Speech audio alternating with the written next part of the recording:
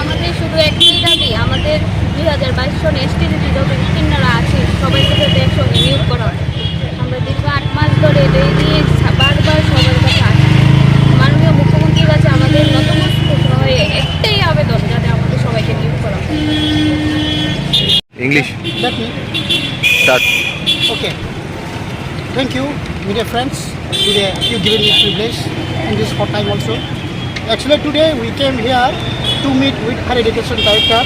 We knew that SGT exam has been conducted by TRBT last year September, I think 11 September. But till today still 8 months going on, but result still not published. So that today we came here to meet honorable our higher education director.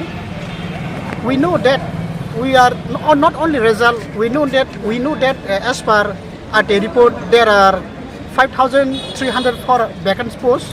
So that we want to request through this media, honorable Chief Minister, because at the present he is Education Minister also as well. That is why I want to request through this media to our honorable Chief Minister Sarji, please look into this matter of our SGT as well as recruit all those who will be qualified in 2022. Just that's all. Thank you. অবগত আছেন যে বিগত 8 মাস আগে September মাসে 2022 সালে STGT exam হয়েছে, but কোনো আইনি জটিলতার কারণে সেই রেজাল্টটা পাবলিশ করে নেই, রিক্রুটমেন্ট প্রসেস কমপ্লিট করা হয়নি। তো রিসেন্টলি যে আইনি সমস্যা ছিল, এটা সমস্যার সমাধান হয়ে গেছে। তো এখন আমরা রাজ্যের যে CM তথা আমরা রাজ্যের অভিভাবক শিক্ষামন্ত্রীও বটে, ওনার কাছে আমরা বিনম্র অনুরোধ করতে চাইতেছি যাতে উনি যেন এই বিষয়টা মানবিক দৃষ্টিভঙ্গিতে দেখে, এবং যেহেতু রাজ্যে অনেক শিক্ষক স্বল্পতা আছে, শিক্ষক সংকট রয়ে গেছে, আপনার মাধ্যমে আমরা জানতে পারছি।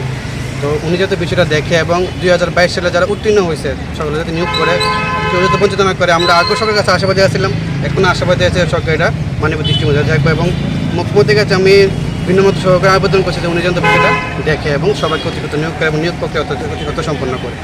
আমরা আগের আগে অনেক বেঁচেছিলাম, আমরা এখনও আসছি।